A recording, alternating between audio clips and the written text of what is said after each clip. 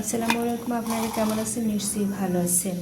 আমরা যারা সকালে ঘুম থেকে উঠতে একটু দেরি করি বা নামাজ পড়ে একটু ঘুমিয়ে পড়ি, তাদের জন্য এই কৌশল। সকালবেলা অনেক সময় আলু দরকার হয়, কেউ ভর্তা করে, কেউ ভাজি করে। এজন্য যাদের কষ্ট হয় সকালবেলা, তারা তার আগের দিন যে কোনো সময় বা যখন সময় পাবে আলুটা এরকম খোসা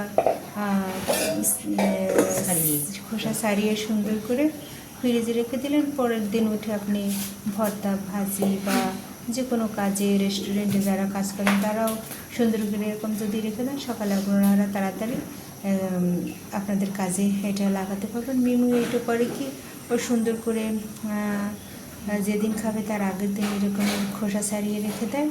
পরের দিন সকালে সে ভর্তা করলো বা রান্না করলো, যখন যে কাজে লাগে তখন সে এভাবে করে। সেভাবে আলু এভাবে সংরক্ষণ করে রাখে যাতে তার কষ্ট কম হয়। সবাই ভালো থাকবেন। আর এই মেমোর কৌশল ভালো লাগলে সবাই অবলম্বন করবেন। আল্লাহ হাফেজ।